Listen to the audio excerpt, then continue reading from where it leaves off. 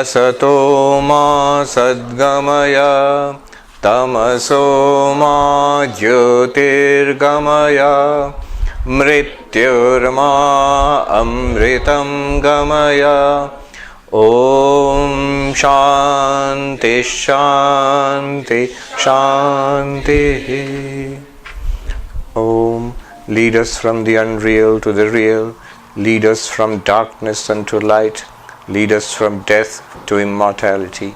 Om. Peace, peace, peace. So, welcome back. And now I have the hard task of keeping you awake. Post lunch. Very bad combination. Post lunch, warm weather and Vedanta. It's sort of guaranteed to work, to put you to sleep. But we have to arise from our sleep. Where Swami Vivekananda is famous, we quote it often, arise, awake and stop not till the goal is reached. That is an adaptation from the Mundaka Upanishad. Uttishtata jagrata prapya varan nibodhata. Shankaracharya comments there. Uttishtata means rise up from the beginningless sleep of ignorance. Ignorance of our real self. Awake, jagrata, awake to your real nature as the infinite Brahman. And then stop not till the goal is reached. That was Swami Vivekananda's adaptation. The original Mundaka Upanishad says, Prapya varan nibodhata, resort to or go to the Guru, those adorable ones, those worshipful ones, and nibodhata, realize the truth from them, take their help and realize the truth.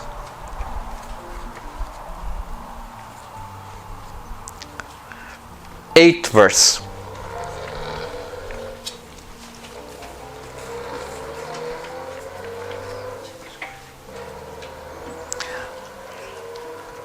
Satchedatmanyanusyute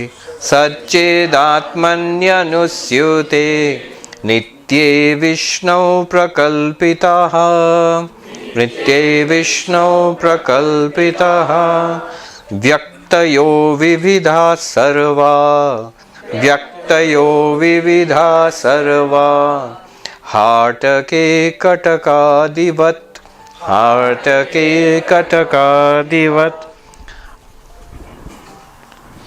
All the various forms exist in the imagination of the perceiver, the substratum being the eternal and all-pervading Vishnu, whose nature is existence and intelligence.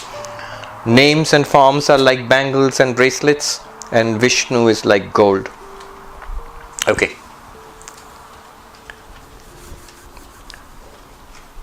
Swami Vivekananda said, we Hindus worship a transcendent, immanent God. A transcendent, immanent God. Transcendent means beyond time, space, beyond this universe, beyond creation. So God, who is beyond all this, has created this universe, but not here, not touched by this creation. Immanent means in and through, is right here. So in everything in this universe, God is pervading all of this. This verse is talking about that. We have been introduced to the concept of adhyasa, superimposition. So what is this universe? It's a superimposition on Brahman, existence, consciousness, place. Because of the projecting power of Maya, Vikshepa Shakti, Brahman, pure being, pure awareness, pure bliss, pure being, existence itself, appears as existing things. You see, so many things are existing. Tables, chairs, trees, people, then and actions. Then Chit, pure consciousness, that is experienced as conscious experiences. Seeing, hearing, smelling, tasting, touching, thinking, remembering, enjoying, suffering. All our experiences, they are possible because of consciousness. That's Brahman. And all our lives, whatever we are chasing, that is given the name Ananda, bliss. That is Brahman. When we realize this Brahman, we realize the reality of all existing things. We realize what makes it possible for us to have all conscious experiences, and the ultimate purpose, point of it all, which is Ananda, or attainment of Ananda. Just by the way, it struck me last year, I think, or earlier this year, the three great questions of philosophy. See, in philosophy you have three great questions. What is real? First question. What's really existing? What's the reality? That's the first question. And the answer to that is given by a branch of philosophy called metaphysics. God, universe, these things. You can call it consciousness, whatever is your idea of ultimate reality, matter. So metaphysics. So your first question is, what is real? Nowadays there is a new term for it. It's no longer called metaphysics. It's called ontology. It's a fancy new term, but all it means is the study of reality. Ontos means being or reality. So what is real? That's the first question. Second question in philosophy, the most important question. How do you know anything? Before you make any philosophical questions, God exists or God does not exist. The question is, how do you know? World exists, world is real, world is not real. Question is, how do you know? So knowledge, how do we have any knowledge at all? The study of that is called, another branch of philosophy called epistemology. Epistemology, study of knowledge. How do we know anything? And the third great question of philosophy, what is good, beautiful, worthwhile, valuable? Earlier there were a number of branches of philosophy which used to deal with this. Ethics, that was one. Aesthetics, what is beautiful. All of them have been combined into one branch now, new name, axiology. Axiology, A-X-I-O-L-O-G-Y. So philosophy, today philosophy has three branches. If you see philosophy broadly, there are three branches. Ontology, epistemology, axiology, answering three questions. What's real? How do you know anything? And what's the point of it all? What's the meaning, purpose, good, bad, all of this? And now you look at it, it struck me, when you look at the definition of Brahman, the ultimate reality, Sat, Chit, Ananda, these are the answers to those three questions. What is real? Sat, pure being, existence itself is real. That's what gives reality to anything. How do you know anything? Knowledge. How is any knowledge possible? Chit, consciousness. And what is the purpose of it all? Ananda. What is the point of it all? So this Sat, Chit, Ananda itself covers the entire gamut of philosophy. Ontology, epistemology, axiology. Anyway, this is just by the way it struck me. So here it says,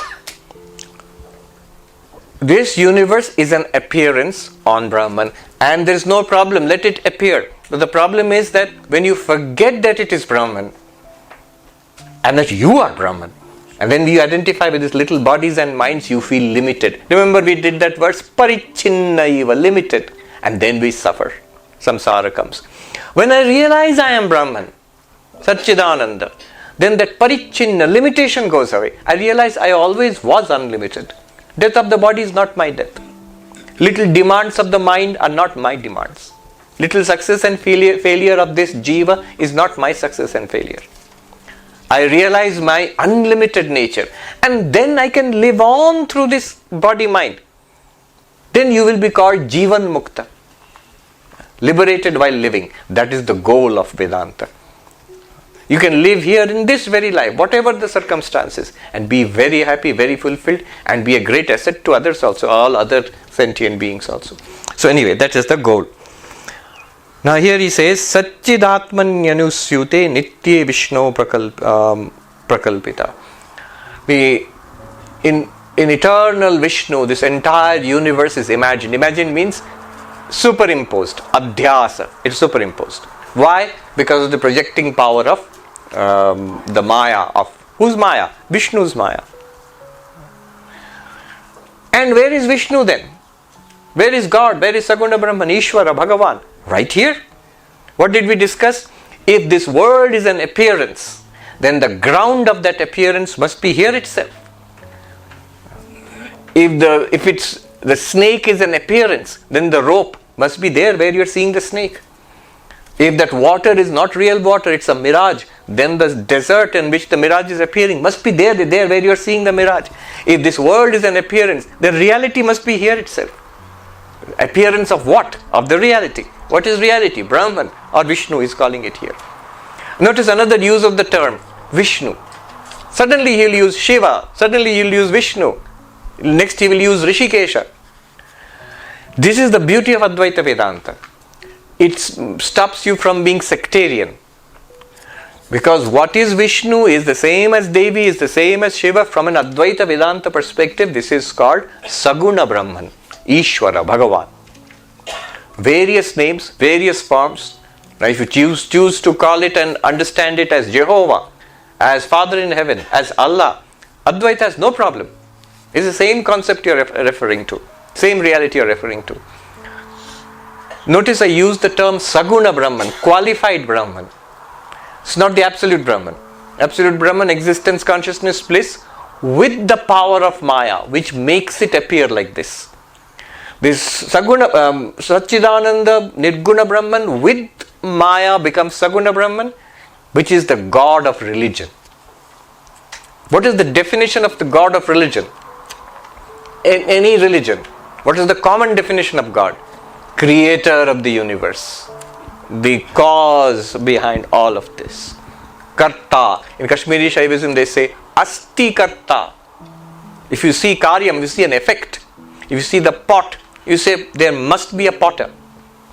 If you see the universe, there must be some power behind this universe. So in Advaita Vedanta, it is the same existence, consciousness, bliss with the projecting power of that Maya, Vikshepa Shakti. The only problem is created by the veiling power. And the veiling power is overcome by knowledge. Then what will happen? Will it all disappear in a flash and then you'll be left with nothing?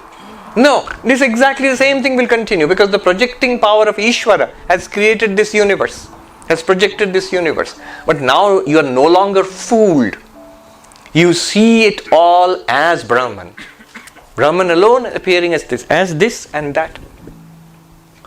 Where is Brahman? Satchidatmani anusyute nitye Vishnu prakalpita vyaktayo vividha sarva. All the individuals, living beings and non-living beings, they are all imagined on Vishnu, on Brahman, on Satchidananda.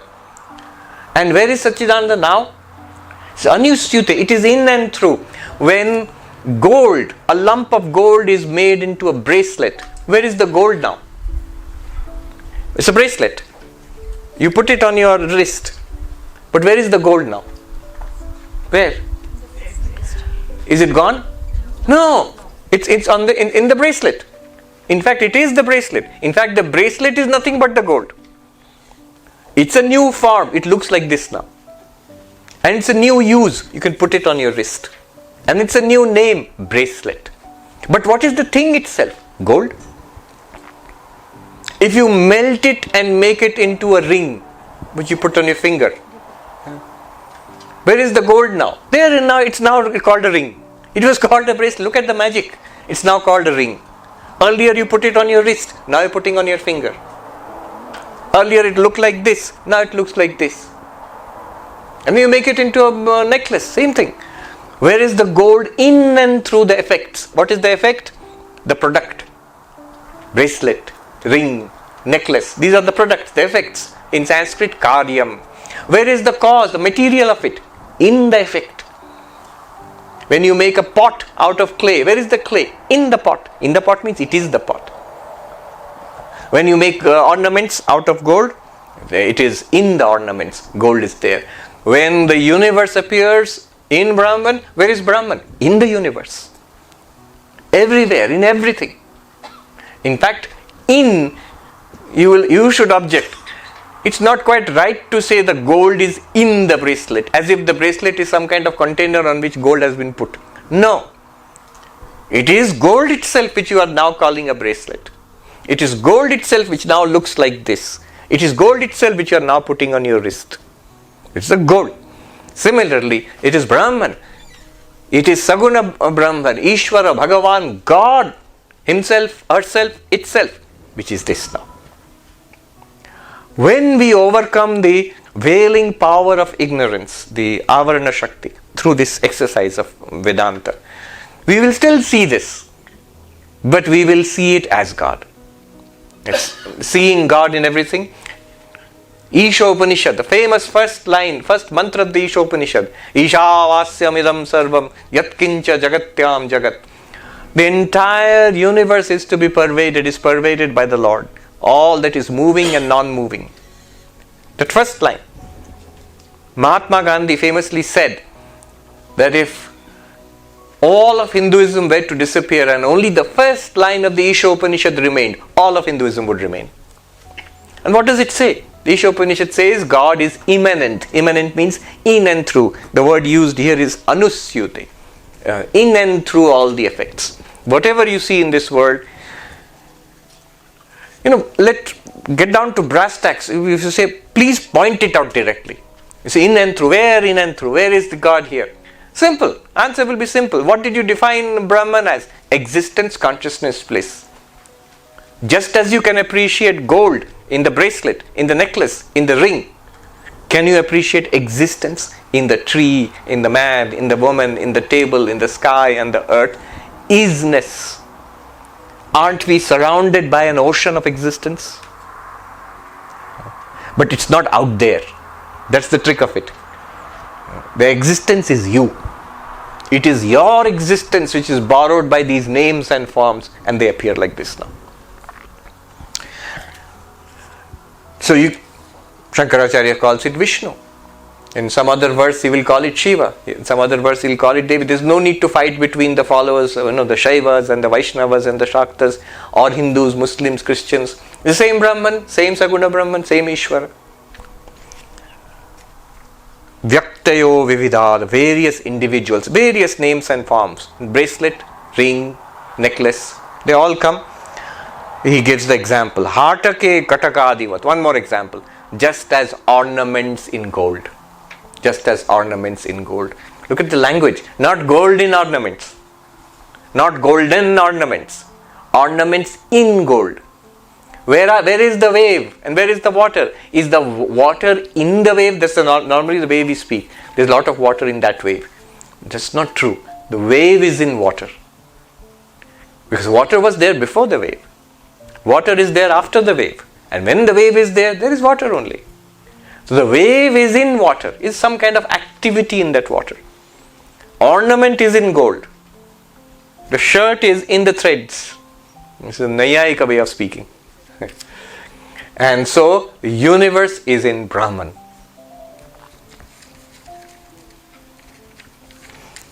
Now, we will move on to the 9th verse. One more concept, and I promise you, this is the last important one. We have already gone through some heavy duty stuff. First of all, of course, it is Brahman, existence, consciousness, bliss. Then that Brahman is the self, Atma, you. And then the concept of superimposition, Adhyasa, the concept of the falsity of the world. And now one more concept, but very important. This is what Shankaracharya will use from now on. This concept is called Upadhi. Upadhi. If you want to spell it, Upadhi. Upadhi. Upadhi. I'll give you the definition in Sanskrit, give an example, and he'll of course give plenty of examples from now on. But this is a very important thing to understand. The exact mechanics of what is happening to us. Why do we feel like this, that I am a little body mind? What's happening? And then how can we realize ourselves as pure awareness? Upadhi. In Sanskrit, Upa samipe sthitva suyan gunan adhatte iti upadhi. Upa means close. In Sanskrit, samipe sthitva, existing nearby, existing proximally. Suyan gunan, its own qualities, its attributes, adatte, imposes upon something else.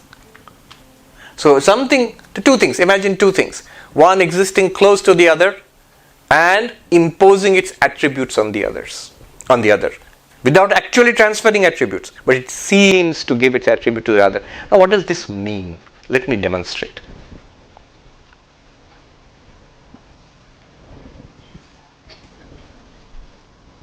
Okay. So here we have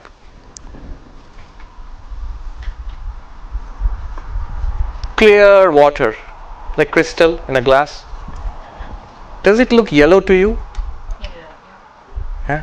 Let me see, does it work? Oh yes, it works very nicely. It looks yellow to you, right? Yes. But is the water or the cup, is it yellow? No. Is it yellow now? Is it yellow now? No, it isn't. It isn't yellow now. It just looks yellow. What happened? There's this yellow flower, yellow colored flower. I bought it close.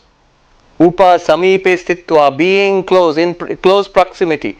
It appears to transfer its yellow color to the colorless cup with water. Let's call it colorless crystal. This colorless crystal, actually it's not a crystal, it's a cup with water. But this colorless crystal, let us say, this is the example that Shankaracharya will use. This thing transfers its color as if I use a red flower, notice what happens. It begins to look a little bit red. You see, it begins to look a little bit red. So, something with certain properties, when it comes close to something else and appears to transfer its properties, it's called an upadhi. It makes the second thing appear as something other than it is. Alright, now we'll keep that in mind, we'll go into that now. We'll use it.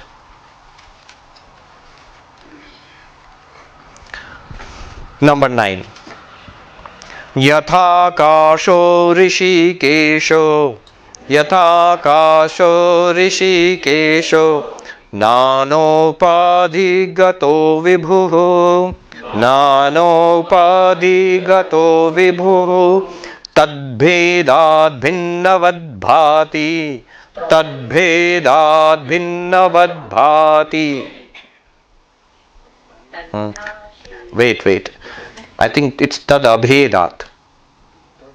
Tadabhedat bhinnavad bhati, tadabhedat bhinnavad bhati, tannashe kevalo bhavet, tannashe kevalo bhavet.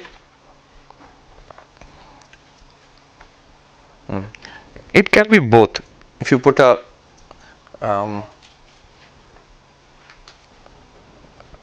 we can say tad bhedat, because of the difference of the upadhis, the sky appears different.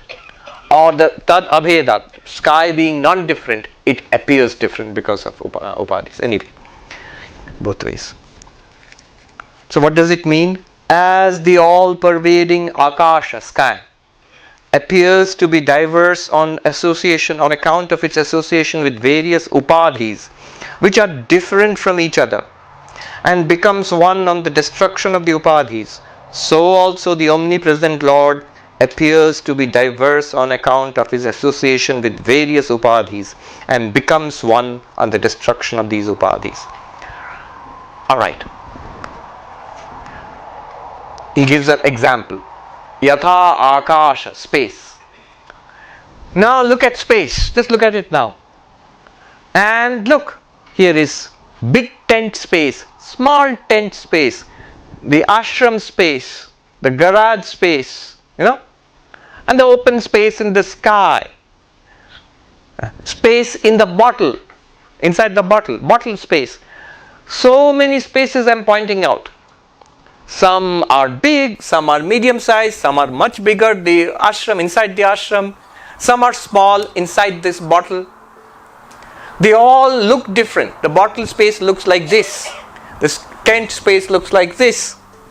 So each space looks different. Each space is different size and different name and different use. In the bottle space you put water. In the monastery you put a monk. In the tent you put people. They are all different uses, different names, different shapes. And yet none of this is true.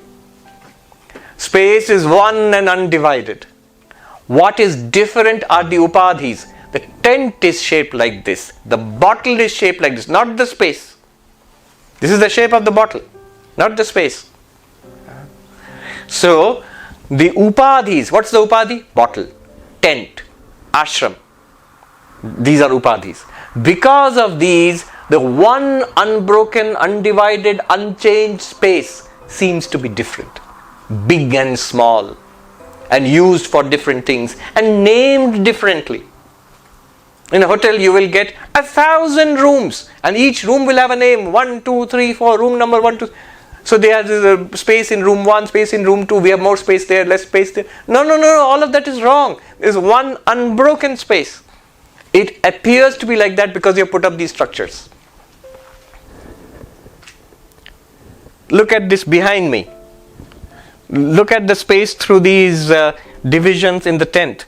Here the space looks square. Here it looks triangular. You see? Has the space become square? Has the space become triangular? Not at all. The space is not even bothered. It's we who have made these designs in the cloth, and because of that the space looks different. So these are upadhis. Without doing anything to the space, it makes it look different. And we can call it by different names, and we can use it differently also. So this is the function of upadhi. It transfers its triangular shape to the space. It appears to transfer its square shape to the space. It transfers its cylindrical shape to the space. But space is not square or triangular or cylindrical, just unaffected. No matter what the upadhis do, the space is not affected. For example, if I move the bottle like this, is the water in the bottle, is it traveling with the bottle? You don't seem to be sure. If it didn't, I would make a very wet mess. Water is here, if I move it and the water will remain here, it will fall in. No, the water travels with the bottle. Now, half of this bottle is empty, there's space there. Air is there, of course, but space. Does the space travel with the bottle when I move the bottle around? No. Somebody said yes. No. The bottle travels through space. Right now, we think there is space inside the ashram and outside the ashram. Not at all. It is the ashram which is on the surface of the planet Earth, which is revolving which is rotating at a great speed, and so the ashram is traveling through space. And the earth is revolving around the sun, and the ashram is traveling through space at great speed. Space is not traveling through the ashram with the ashram. In modern physics, of course, you will say that even space is affected by mass and movement and all that. But in general, I'm saying space is one undivided, not affected. Because of the presence of upadhis, we give lots of names and usage and shape. All of this we attribute to space. Just like the cup and the yellow flower. It seems red when the yellow flower is close to it, it seems colorless when the yellow flower is not close to it. But it was colorless to begin with. It is clear and colorless even when the yellow flower is close to it and it looks yellow. Still it's not yellow at all. The water and the glass. Similarly, space is not affected by the upadhis. And he says, Rishikesha, who is Vishnu, who is Saguna Brahman, Satchidananda, completely unaffected by the upadhis. Though various upadhis, Nana upadhigata. Vibhu means all pervading, like space. But this is not space, it is existence consciousness bliss. This is all pervading existence consciousness bliss. Various upadhis will come up. Body, mind, and it will feel like an organic body, human body, animal body. Mind, thoughts, it will feel like it's depressed or happy or desirous or knowledgeable or foolish. These are all because of upadhis. What is an upadhi? Body is an upadhi. Mind is an upadhi. And just like this flower seems to transfer its yellow color to the colorless cup. Similarly, the body seems to transfer its qualities.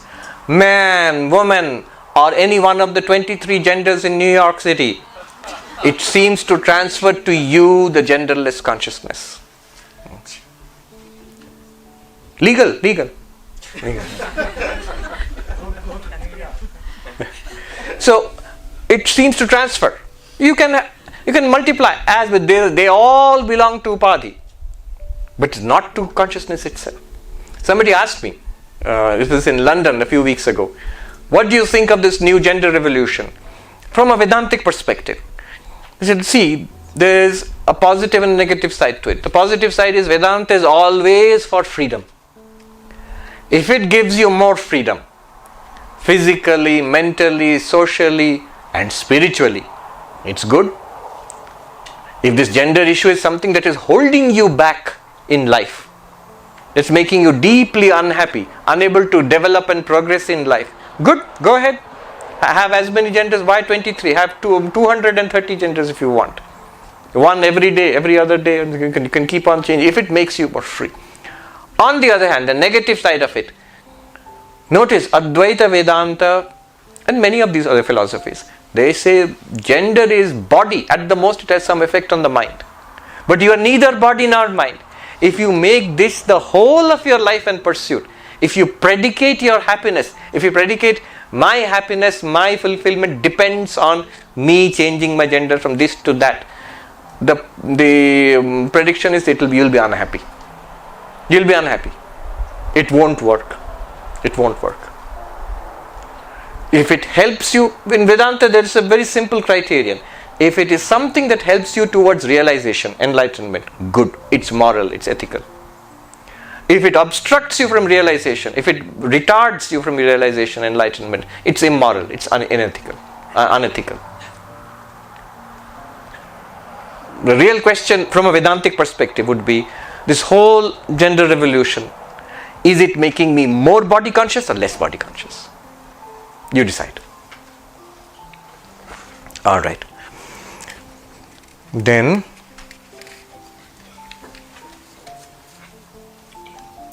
all the distinctions which are so important to us in life, they are all because of Upadhi. They are all because of Upadhi. Now we will see. 10.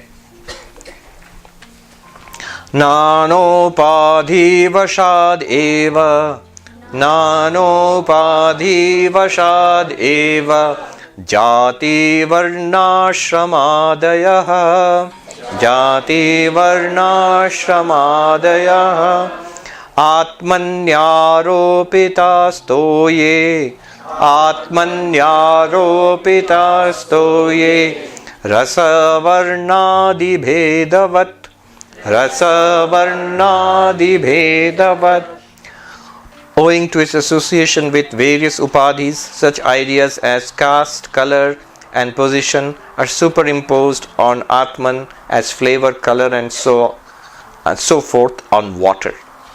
So water, which is colorless, as we just saw. But if you go to a shop, like a grocery shop or some kind of convenience store, you'll find colored drinks of so many sorts. Lemonades and orange and peach and what not. And they all look different from each other. They look different. They're different colors, different tastes. How did the same colorless, tasteless water get so many tastes and color? Because of addition of upadhis. The color belongs to the upadhi, the chemical which has been added there. The flavor which has been added there. The taste belongs to that flavor, to that chemical. The color belongs to that chemical. But that water now looks orange, red, yellow, all of that. And it tastes different also. So he says this is an example. Water basically which is colorless and tasteless seems to acquire a lot of color and taste because of addition of various upadhis. Similarly, we, limitless existence, consciousness, bliss, one, we appear to be many. How do we appear to be many? The moment many bodies appear and I become associated with each body-mind complex, I, the one consciousness, I appear to be many. Haven't you seen a barber shop? You go and sit in a barber shop and with mirrors all around you and look how many of you are there. 10, 100, 1,000 all around you. But there is only one. What has happened? Mirror upadhi. Because of mirror upadhi, one seems to be 1,000. Similarly, we appear to be many. And not only many, just like this yellow flower seemed to transfer its yellow color to the colorless cup, just as these squares and triangles seem to transfer their squaredness or triangleness to the formless sky. Similarly, these bodies and minds seem to transfer their attributes to you, the consciousness. It says jati, birth, varna, color. So, I am born of such and such caste. In fact, jati, varna is a little difficult to explain there, because jati and varna basically mean the same thing. So you could have explained it as birth, high birth or noble birth or low birth, things like that. Varna means caste. But here in the modern West, you can easily distinguish these two. Varna would mean color, race, and jati would mean caste in the Hindu context. So that way I can interpret. Where does this come from? It comes from the body. Consciousness is not white or black or Asian. No. It's not First Nation. No. It's consciousness. But it is transferred onto me, the consciousness, because of this body. I'm brown. How am I brown? Swami Vivekananda used to joke. He liked chocolate ice cream. He discovered it when he came to the United States. That was in late 19th century. He said, I like chocolate ice cream because I am chocolate. I am brown. But how can consciousness be brown? It's a body. Just like colorless water appeared to be yellow because of the presence of the flower. Similarly, the presence of the body, the appearance of the body in me, the consciousness, makes me feel I am brown. I am male. I am Indian. All are body. I am happy. Mind. I am depressed. Mind. I am very knowledgeable. Mind. I've forgotten whatever I learnt in school. It's a condition common to most people. Mind. That's mind. Ashrama. So that was the traditional division of society in ancient India. 4 castes and 4 stations in life. So Brahmin, Kshatriya, Vaishya, Shudra.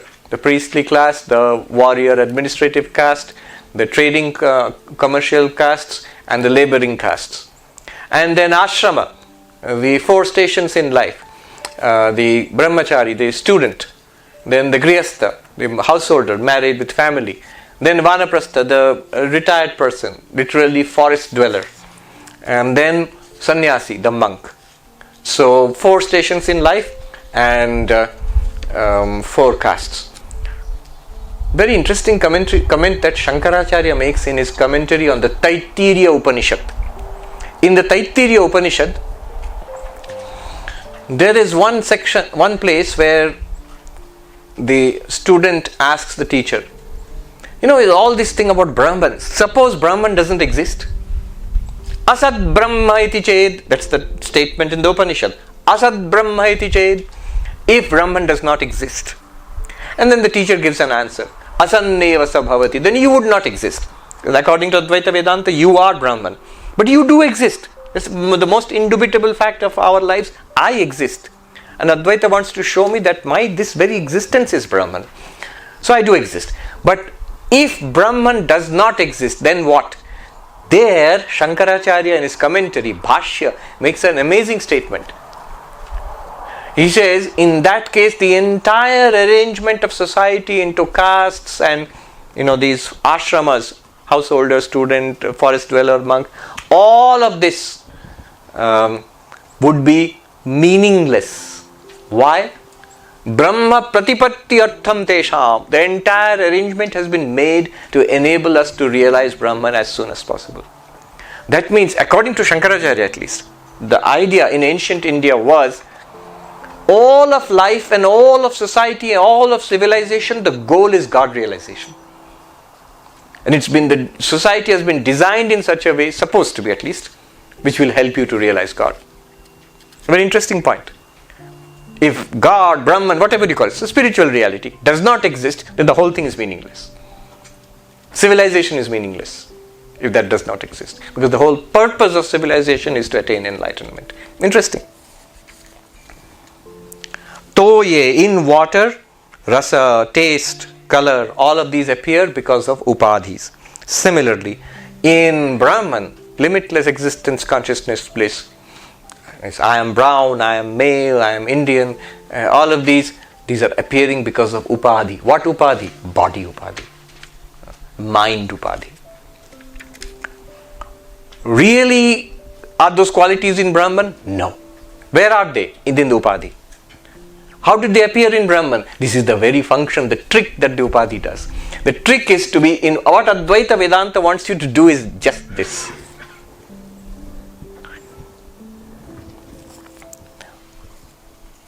When this cup of water, this one is appearing yellow. It's appearing yellow to you now? At this time also you should be able to appreciate and be very clear it's not yellow. The yellow, what do you do with the yellow? Return it to where it came from, the flower. That means know by your knowledge. You don't have to actually do anything because it's there in the flower anyway. Just have to recognize the fact that the yellow belongs to the flower, not to the water. That's what Advaita Vedanta is trying to help us to do. In consciousness just now, realize that all limitations of age and disease and all belong to the body, not to you, the consciousness. All happiness, unhappiness, even purpose, spirituality, God realization, all these things belong to the mind, not to you, the consciousness.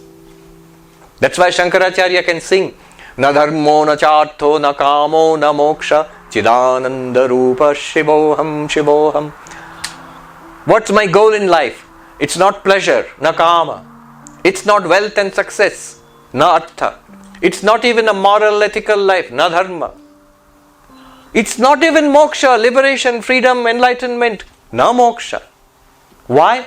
Chidananda Rupa Shivoham. I am of the nature of pure consciousness and bliss. What moksha for me? All of these goals have been transferred onto me by the mind.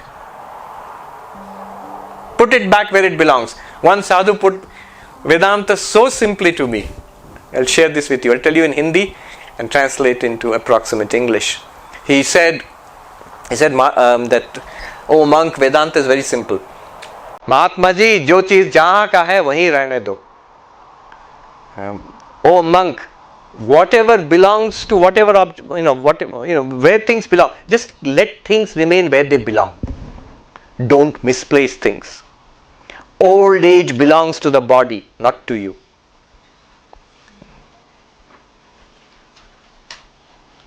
Disease belongs to the body, or more specifically pranamaya kosha, not to you. Hunger and thirst belong to the prana, not to you.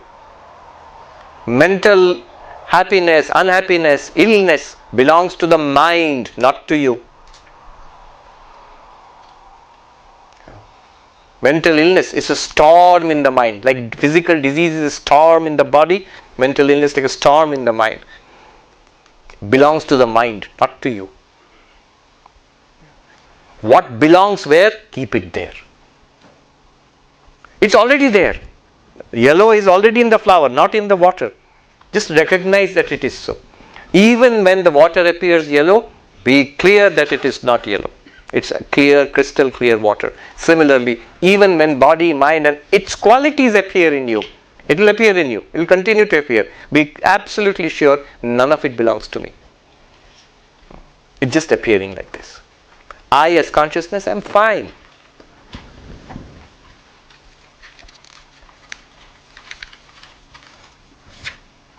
Oh, one thing I wanted to make clear in the 9th verse. Tannashe kevalo bhavet. When the upadhi is destroyed, then the space remains as it is. So, what does it mean? When you take down the tent, when you smash the buildings, when you crush the bottle, then space is one. But when the bottle is there, tent is there, building is there, then space is divided. Is that what it means? No. Even when all of these are there, the space is one and undivided. So tan nashet, the destruction of the upadhi, one must understand it carefully. Destruction of the upadhi is not actual destruction. It is mithyatva nishchaya, the ascertainment of the falsity, the appearance nature of the upadhi.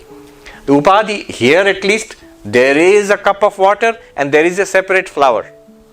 But when you're talking about Brahman and the world, body, mind are not even separate existences apart from Brahman. They are appearances in Brahman. Just like pictures appear on the screen in a movie, and then you have a hero, a villain, an action and comedy and horror and whatnot. But even the pictures, the actors are not different from the screen. It's just the screen itself. So upadhi nasha, you don't have to destroy the upadhis. First of all, you cannot. You cannot. Why? Where do these upadhis come from? You didn't make it. It is Vishnu, Saguna Brahman, Ishvara, with the power of Maya who has projected all of these. As long as the Lord chooses to project the universe, upadhis will keep appearing. But it's no problem at all. Because all you need to know is that they are appearances, and the qualities of the upadhis, physical qualities of bodies, mental qualities of minds, they belong to the body mind, not to you. Keep things where they belong. When you do this, you are perfectly safe. So not only you cannot destroy it because it's not your creation, it's God's creation, these upadhis. God's projection. That's the meaning of srishti, projection. And you need not destroy the upadhis. Because even in the presence of the yellow flower, even when the water looks yellow, it isn't yellow. You don't need to crush the flower. You don't need to throw away the flower. You just need to know even the yellow water is actually colorless. It's not really yellow. And you must not destroy the upadhis. You cannot, you need not, you must not. Why not? Because it's fun. Once you realize that the water is colorless, not affected, you put a yellow flower near it, you put a red flower near it, you put a blue flower near it, you take away all the flowers, it's still the same thing. Similarly, when all of life becomes a festival, a great joy. See where all these upadhis, what film it shows you next. One sadhu put it nicely. How do you, sir, how do you plan your day? They thought some kind of routine and everything is there. How do you, each day, how do you lead it? What is your discipline routine? He said, in the morning when I wake up, so chappal, that means the sandals. Do you call it flip-flop in Canada? Or you call it flip-flop? In the USA they call it flip-flop. Chappal, sandals. So when I wake up in the morning, I see my sandals walking out of the room. I jump on them. And they walk around all day, take me to various things and show I enjoy, I have a great time. So this is what the upadhis will show you. The creation of the Lord. You need not destroy, you must not destroy. It is fun, it is joy. What is the use of just Satchidananda? The upadhis make it enjoyable. The projecting power of the Lord. But the Avarana Shakti is the dangerous one. The veiling power. Once you realize the difference between the cup of water and the flower, good. Nothing can stop you then.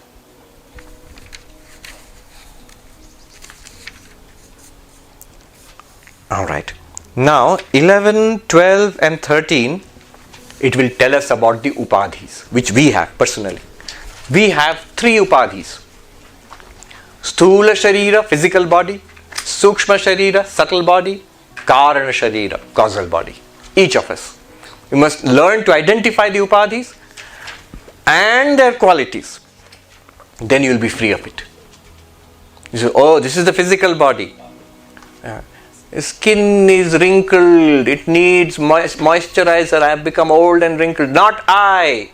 Skin, wrinkled, old. Keep it in where it belongs. In the body, not in you. Consciousness cannot become wrinkled and old. You don't have to put moisturizer on consciousness.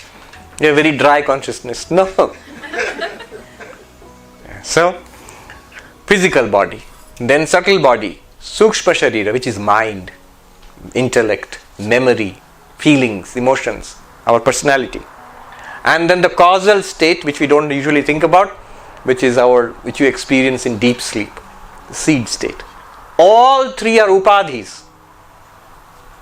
And they seem to transfer their activities and qualities onto you, the attributeless consciousness, and they make a huge mess of your life.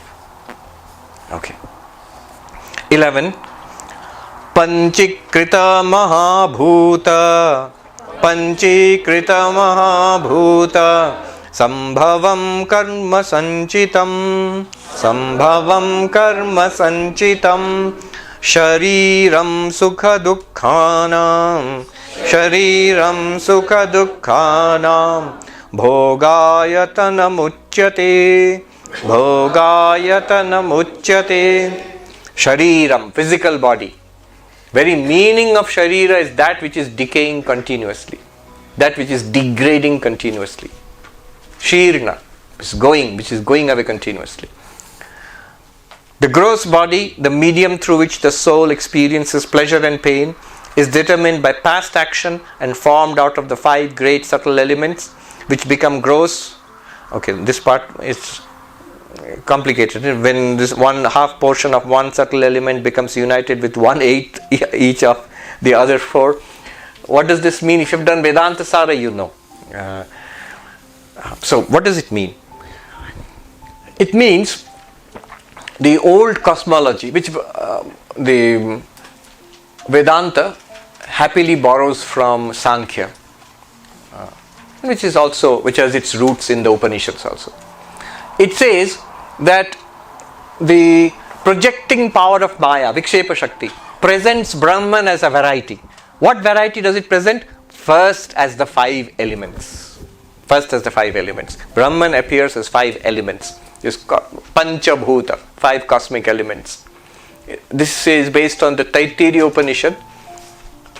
Tasmad va etasmad atmana akasha sambhuta akashad vayu vayor agni agner apaha adbhyah prithvi prithibhyam aushadaya, and so on and so forth. So from this Atman, from this pure being, from this pure consciousness, what appeared? Akasha, space, and then air, and then fire, and then water, and then earth. These 5 elements appear. Now one might think this is an old, obsolete cosmology. There's more to it than that. One might, instead of that, one might think I am more interested in the periodic table and what we learnt in chemistry and all. But basic idea is material universe appears from Brahman because of the projecting power of Maya. Now these 5 elements are not this earth and sky and which we are seeing. They are what are called subtle elements. Sukshma bhuta or tanmatra, these are the words used. These subtle elements, they are not perceivable by us. Then these subtle elements combine to form our subtle body, mind, intellect, memory, this inner instrument which we have. And then these 5 elements, they combine with each other. Space combines with the other 4 portions of the other 4. That's where all this 1/8 business comes in. So space combines with a little bit of the earth element, fire element, water element, and so on to become gross space. What is gross space? This. And so also with water and fire and all, they become these gross elements, Mahabhuta. And these gross elements combine together to form this physical universe and physical bodies. So creation in Vedanta, in fact Sankhya also, it goes through 3 phases. One is it's in a seed form in Maya, no distinction whatsoever. Then it emerges in a subtle form. There's 5 subtle elements. Then it combines and recombines with each other, those elements, and they emerges in a physical form, gross form. So universe goes through causal, subtle, physical. It's very much like our own experience. Our deep sleep state is causal. Our dream state is subtle, and this waking state is physical. Of course, in the physical here right now, the subtle and the causal are still there, right? Okay.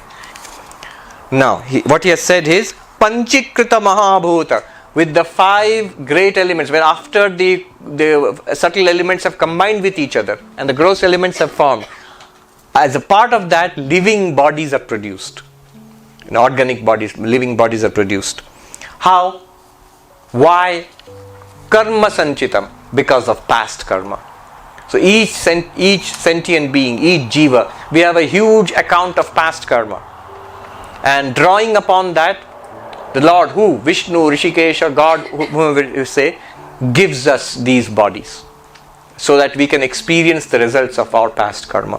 What will we experience? Sukha dukkha, pleasure and pain. Where did pleasure and pain come from? Papa punya, from merit and demerit. Where did merit and demerit come from? Dharma dharma, from our moral and immoral actions in past human births.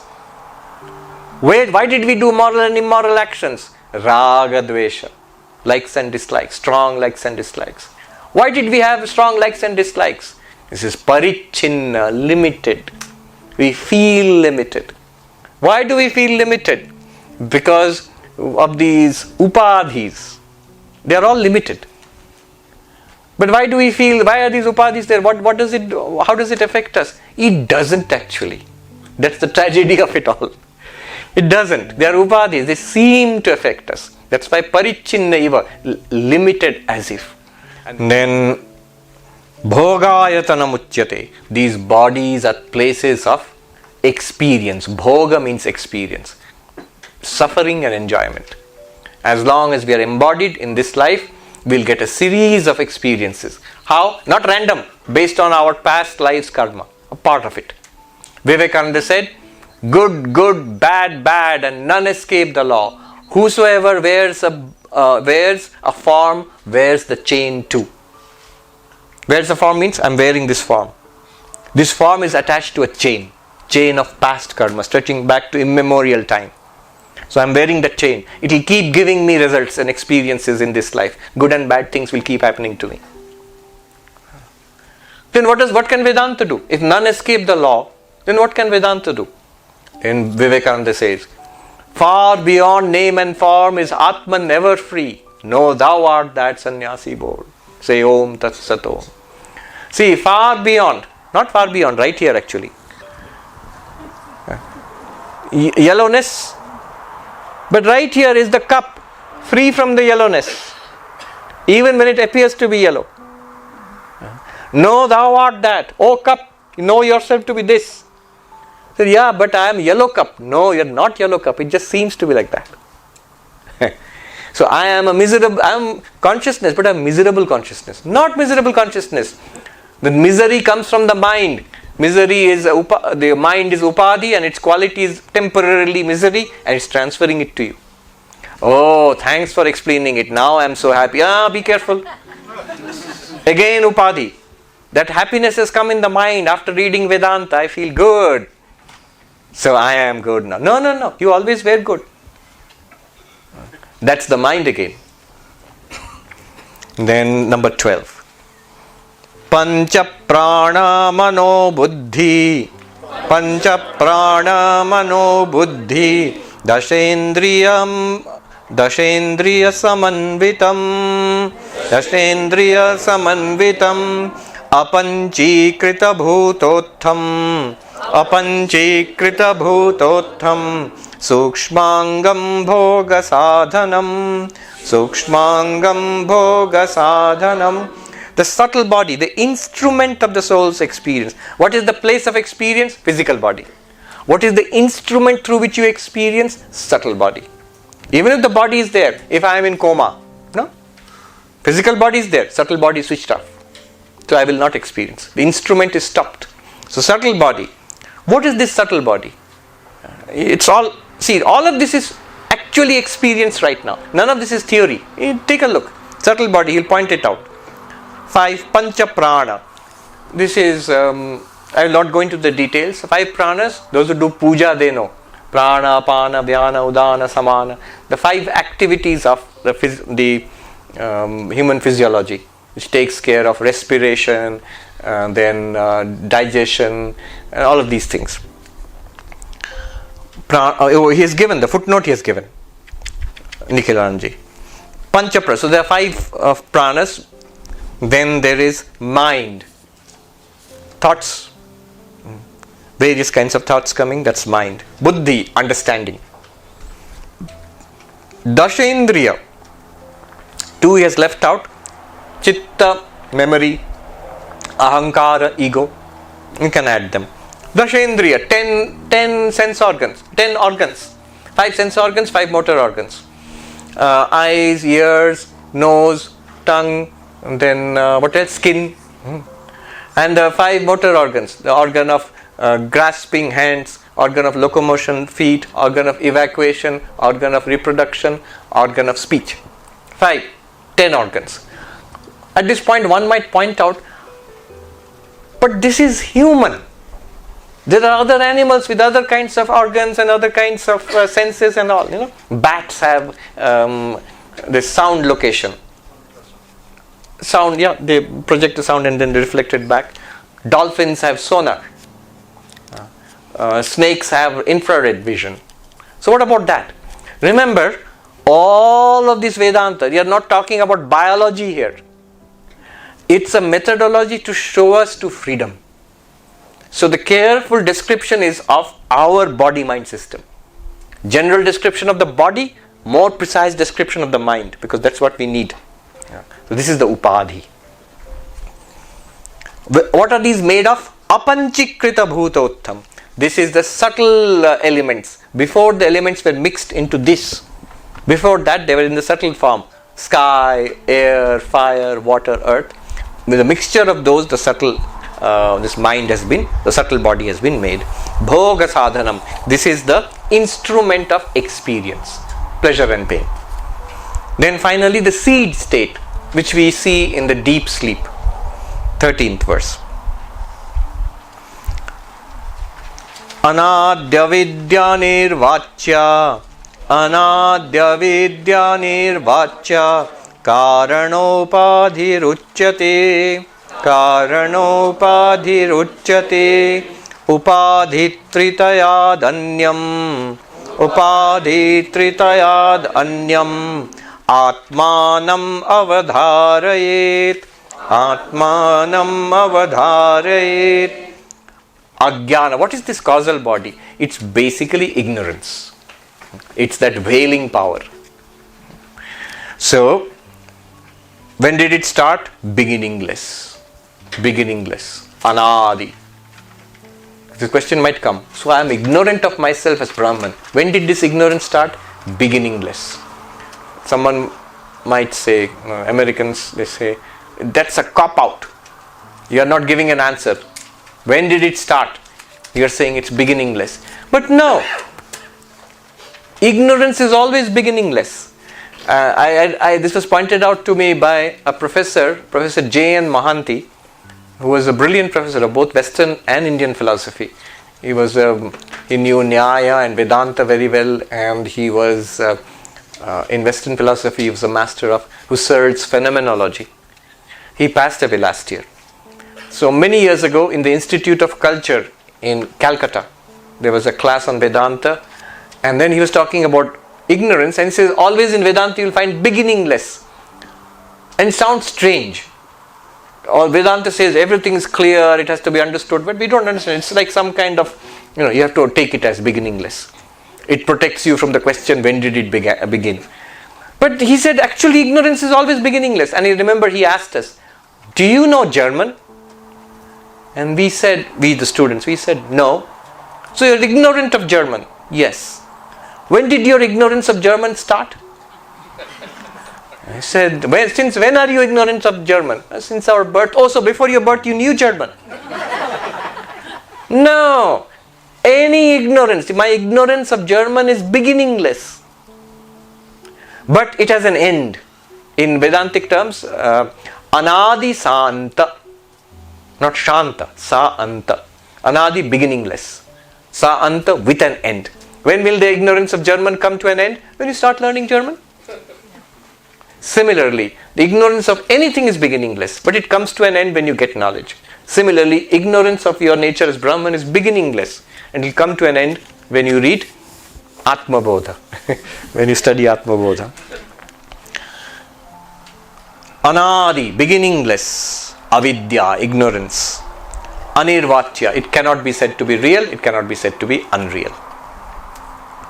Karana Upadhi, this is called the causal Upadhi. So 3, here is only one little flower, but for us the problem is complicated. 3 layers of Upadhi. Causal Upadhi, subtle Upadhi, physical Upadhi. Upadhi Tritayad Anya. Other than these 3 Upadhis, Atmanam Avadharet, realize yourself to be other than these 3 Upadhis. It's like telling the cup that, oh cup, you think I am a yellow cup. No, cup and yellow are different. Realize yourself, the flower is yellow. You are other than the yellow flower. Realize yourself first as apart from the yellow flower. Upadhi Tritayad, other than body, other than mind, other than causal Upadhi, you are Atman. You have to realize that. How you will realize? That's the techniques will be taught soon. That we will take up tomorrow. But let me just, alright, let me leave it here. 14 will be a good place to start tomorrow. 14 sort of sums up the whole Adhyasa and Upadhi situation. So we can start tomorrow with that. Alright, now let's do some questions.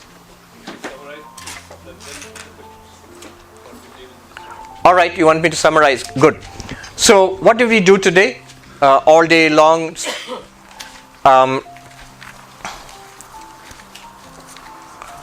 Verse 1, it tells us about the 4-fold preliminaries. You know, I will just mention it, I will not explain. Vishaya, Prayojana, Adhikari, Sambandha. The subject matter, what's the point of it, what's the purpose of it, who is the competent student, and what's the relationship between text and knowledge. Then it tells us about the qualities, the 4-fold qualities of the competent student. Then verse 2 tells us it's only knowledge which is the proximate cause of liberation.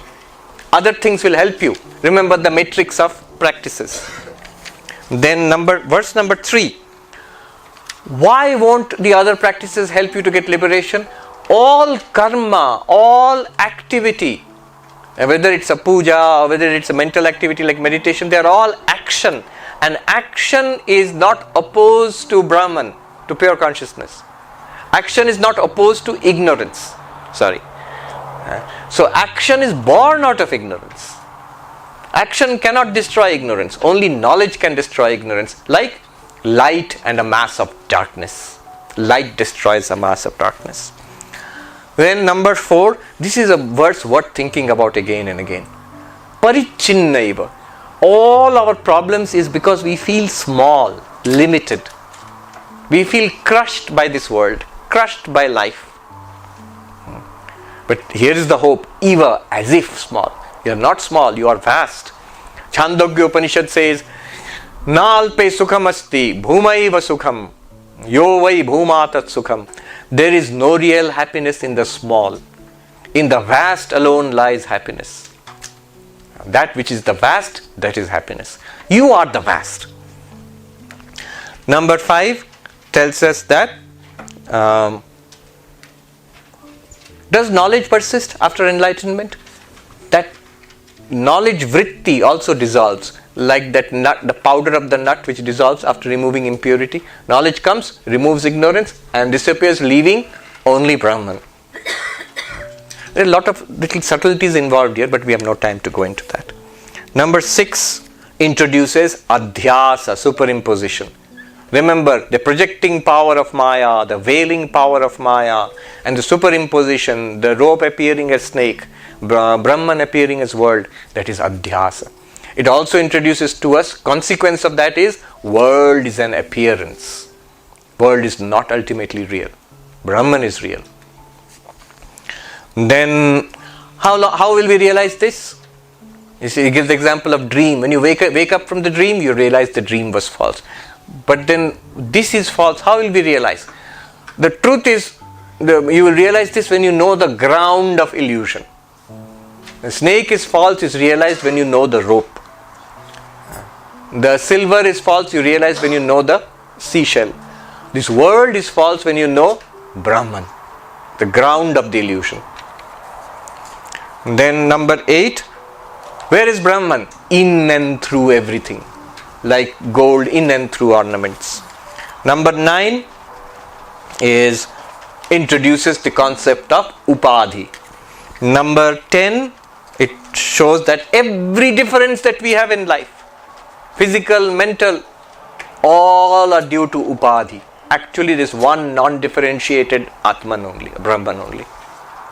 Then number 11, 12 and 13, it tells us the main upadhis which we have to face. Physical body, mental body and the causal body. That's it. That's what we did today. What remains for us?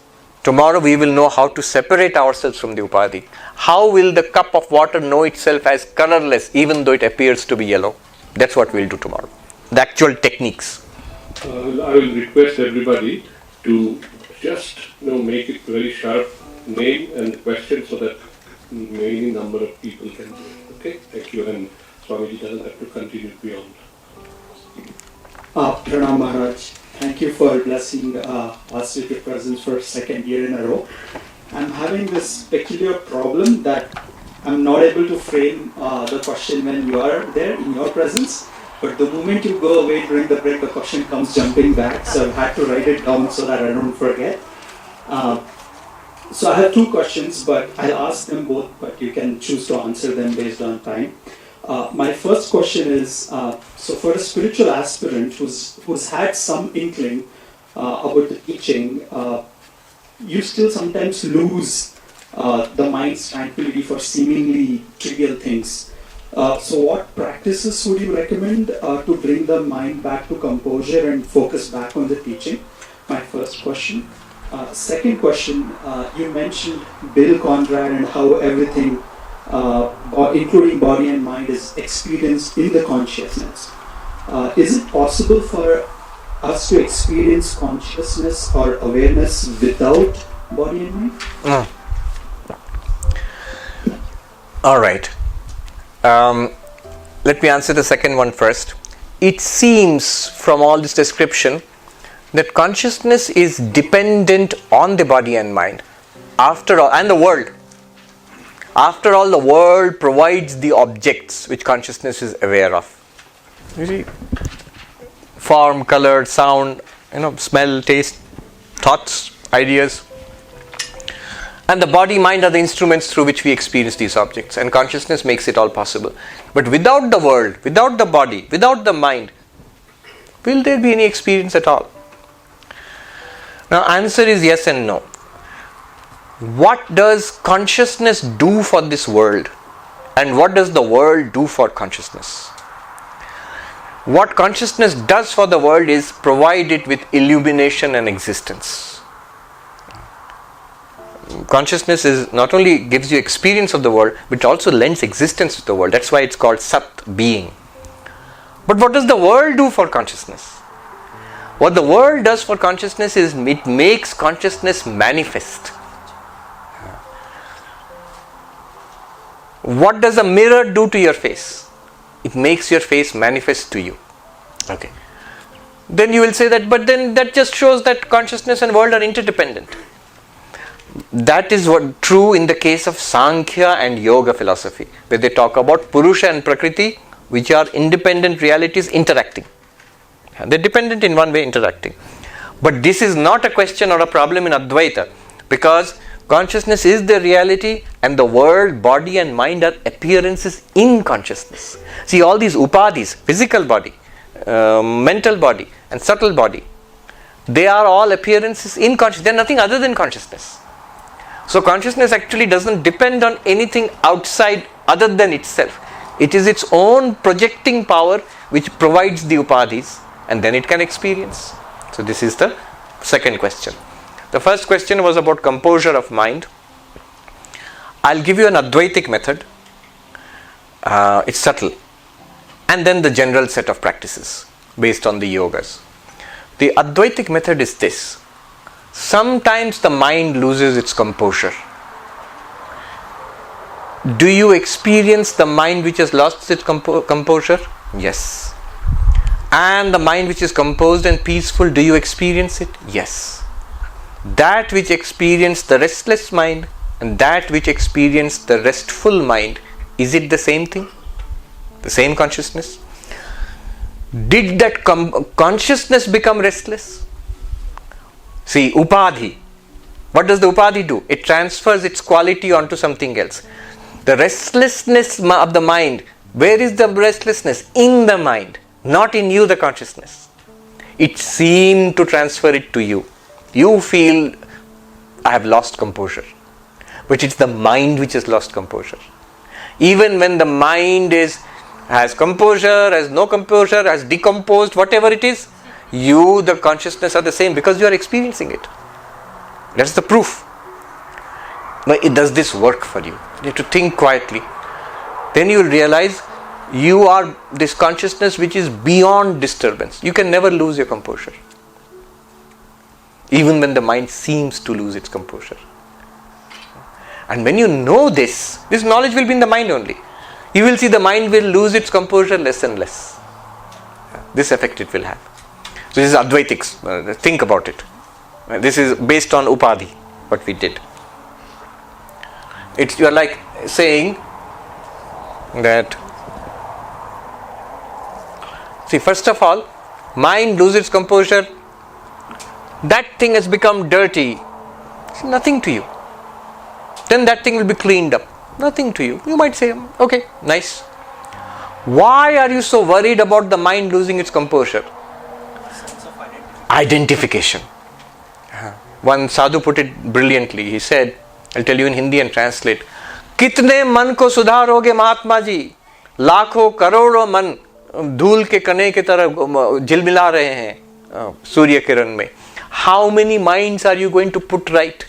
There are millions and billions of minds, like, ray of sunlight and there's dust. In Brownian movement, you see movement like this in the morning. Just like that, in consciousness, there are millions of minds floating around.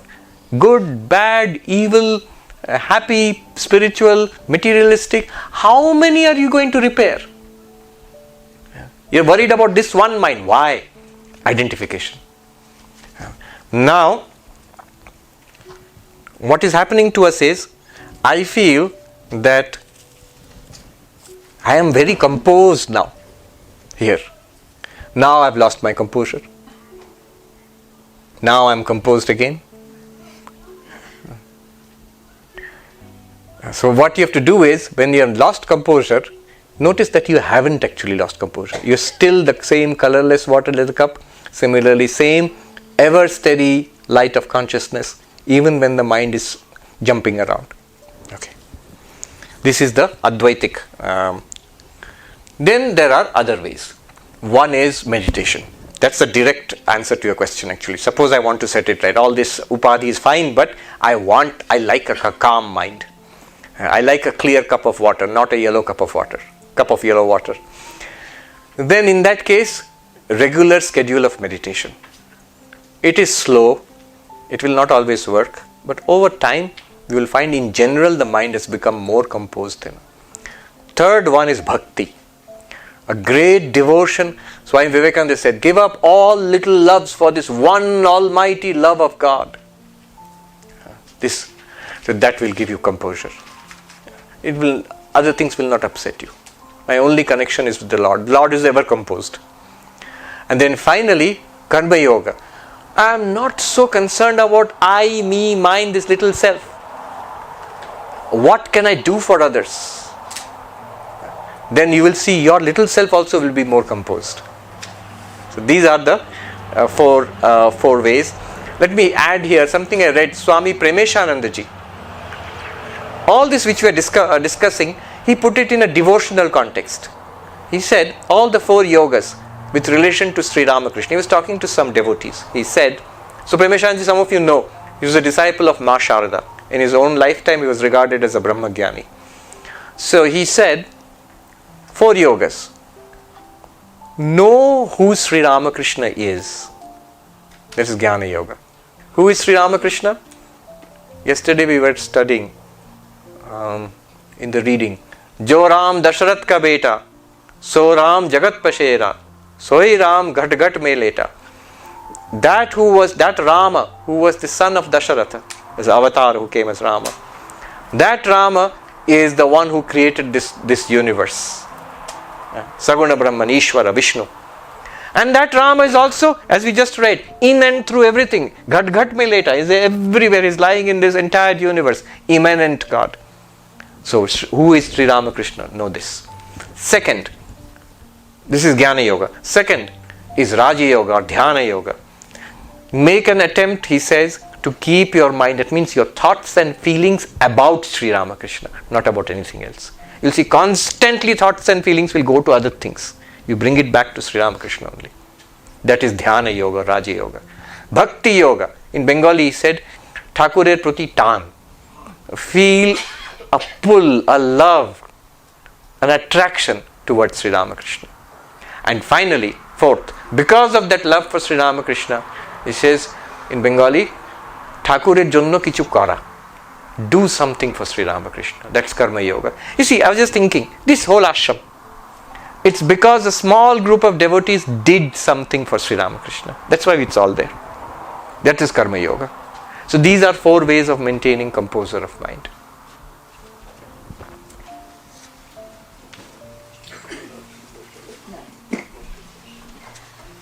Okay, I've been warned about the time. I'll ask you something which was done last time before lunch. And when we were talking about this Karma Yoga, Bhakti Yoga and Jnana Yoga, that they all lead you there. My thing is that, does the definition also change? Definition of enlightenment.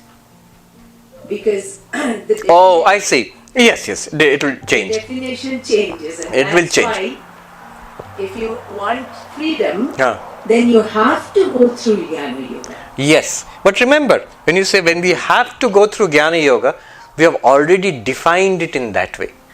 What is the problem and what's the reality? You are Brahman. What is the problem? You don't know that you are Brahman. Then what is the solution? You have to know or realize that you are Brahman. But already you have defined the problem in this way.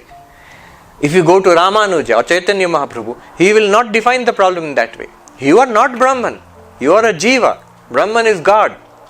In that case, what is the problem? The problem is you don't have faith in God, you don't surrender to God. Then what will be the solution? What will be the method? You must have faith and surrender and have devotion to God. That's the bhakti way. So the whole definition has changed. Paradigm has changed there. So that enlightenment, when we say, it will be changed. Enlightenment will not be changed. It will. If you define enlightenment as Ananda Prapti Dukkha Nivritti, you will attain it anyway. Even the Bhakta will attain it. Because the reality is the same. Whether you approach through love or meditation or through knowledge, you are touching the same reality. That was the unique insight of Sri Ramakrishna. If you don't do that, then Advaita will cut down the others and say, alright, they are preliminary. But finally you have to come to this knowledge. Yes. One thing I will say, please sit. One thing I will say is that notice all the ancient philosophies of India, Nyaya, Vaisheshika, Sankhya, Yoga and Vedanta and Buddhism, Jainism, they were all without exception knowledge systems.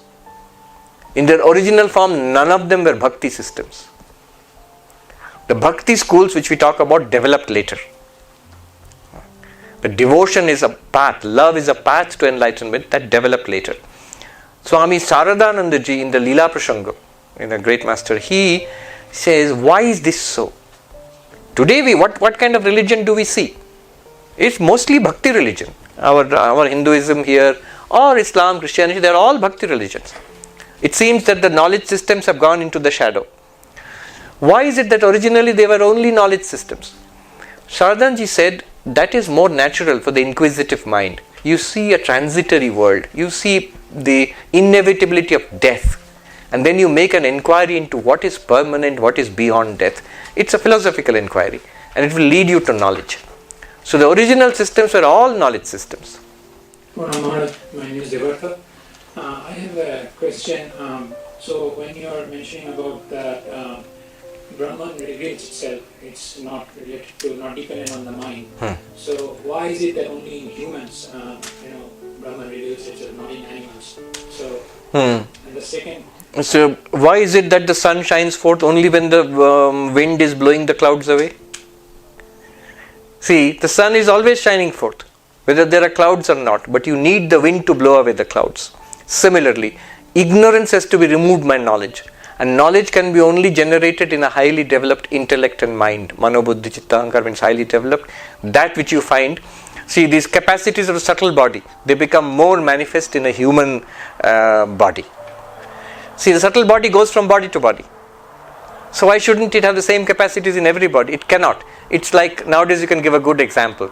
All your programs and apps, if you transfer from a high-end hardware to a low-end hardware, some of the apps will function, some will not function. And others which function will have degraded functionality. Similarly, when the same subtle body, if it goes and is born as a dog, somebody said in Manhattan, most privileged creatures are dogs. Suppose it's born as a dog. Will it be able to do Vedanta? No. It's not capable. Certain parts of the subtle body will become more powerful. Sense of smell, the taste, hunger, thirst.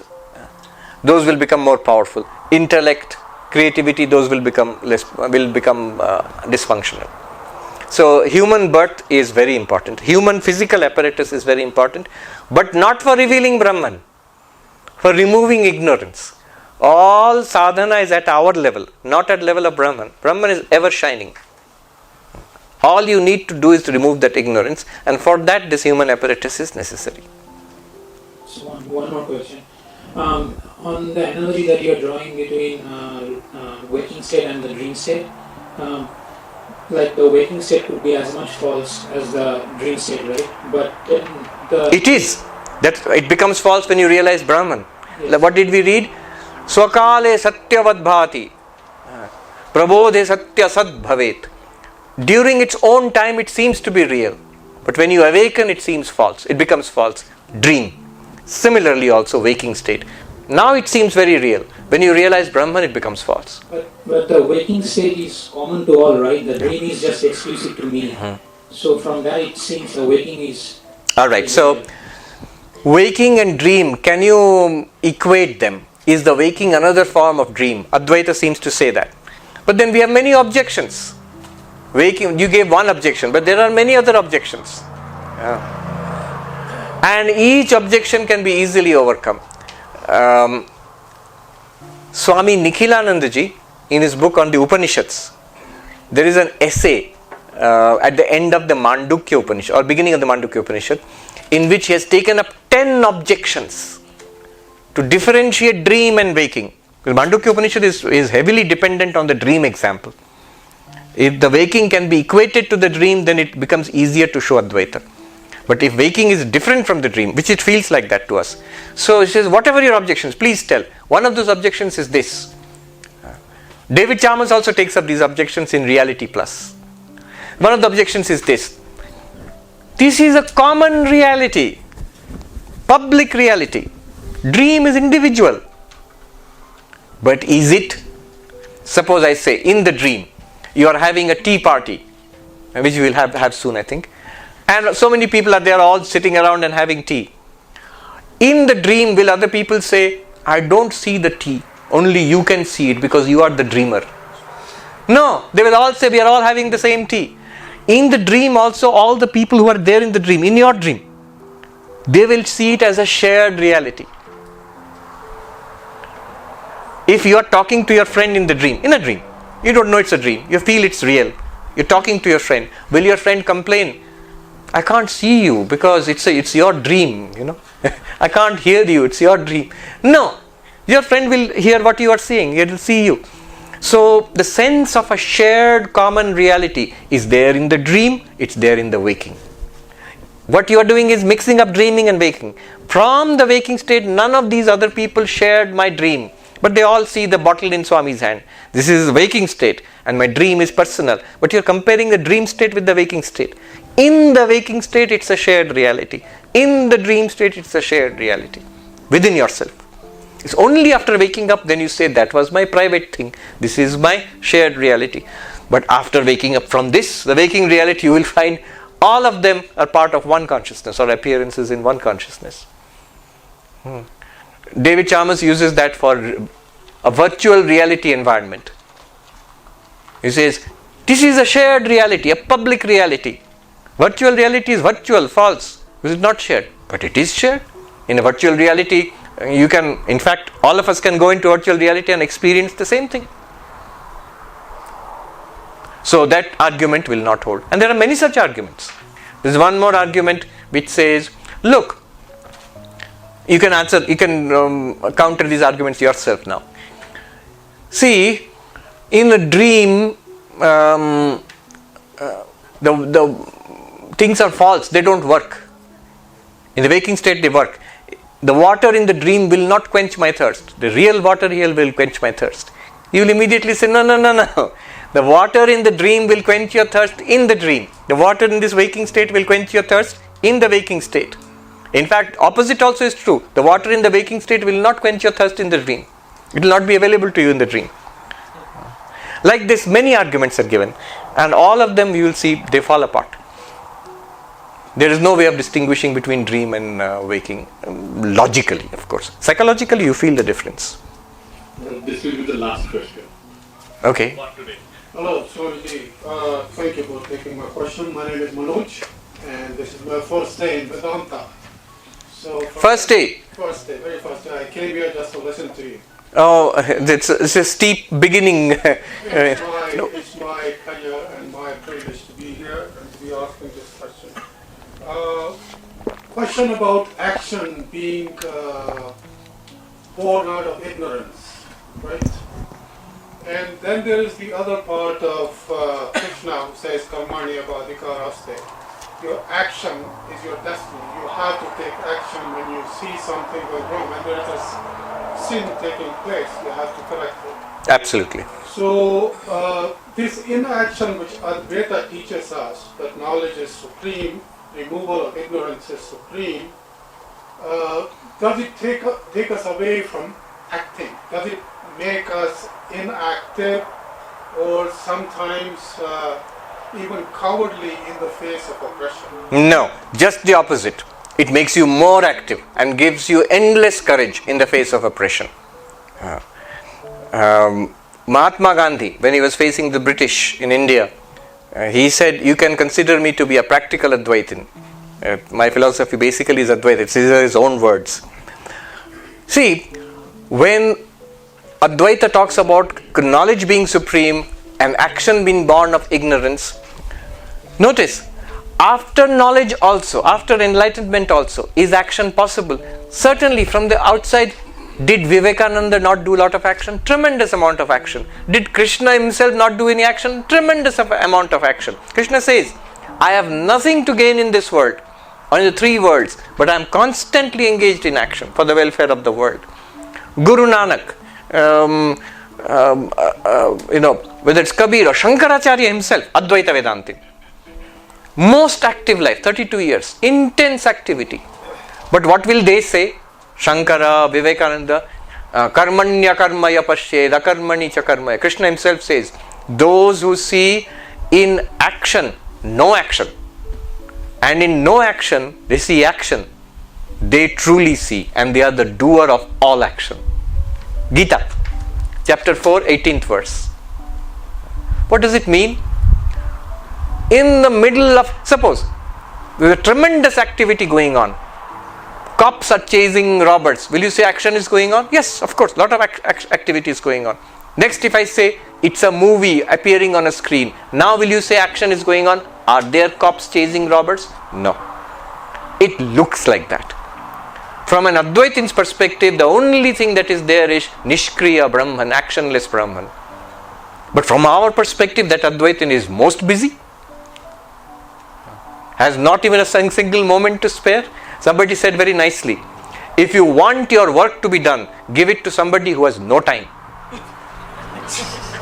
He will do it. He or she will do it, because that's the reason that person has no time, because he has a lot of work. Beware of the person who has lots of time. I am an Advaitin, no action for me. hopeless. Never give that person any responsibility because nothing will get done. So yeah, Advaita Vedanta has no contradiction with action or anything else. One sadhu put it so beautifully, I'll translate. Hindi I will tell you and translate. He said, Advait aapko अद्वैत दुनिया की प्रतीति को मिटाने के लिए नहीं है. अद्वैत आपको संसार में निर्बाध बनाता है. Advaita is not for wiping out the experience of the world. Advaita makes you limitless within samsara. Have limitless action. Come back lifetime after lifetime if you want to come back. Advaita allows you to do that. Which one wants to wipe out all action? Yoga does that. Patanjali Yoga. Advaita says so-called action is reduced to no action at all. That's what. In the middle of action. Didn't you see? While this cup looks yellow, I am claiming it is not yellow. And it's true that it's not yellow. In the midst of tremendous action of body and mind, you can honestly claim there's nothing being done by me, but which me is that? It's limitless awareness, consciousness. And it makes you very brave because you know you cannot die. Body will die, but you cannot die. You will never be a coward. Vivekananda was accosted by, when he came to the United States, by, what's his name? The great agnostic, Ingersoll, Robert Ingersoll. There's a new book. Name of the book is The Great Agnostic. He was a well-known public speaker in the United States at that time. So he said to Vivekananda, I don't believe in all this religion and spirituality. I believe in this life. I want to squeeze the orange of this life dry, get every drop of it. Vivekananda said, I also believe that. But I know that I cannot die. Let me show you a better way of squeezing the orange dry, I know that I cannot die. Therefore, I am not in a hurry. I know that I am one with the universe. Everything is pervaded by God. Imagine my joy. Live your life in this way. Get every drop of it. Get 10,000-fold more from the orange of your life. He said, Vivekananda, this is Advaita Vedanta. Okay, let me do a peace chant. Om Shanti Shanti Shanti Hari Om Tat Sat Shri Rama Krishna Arpanamastu.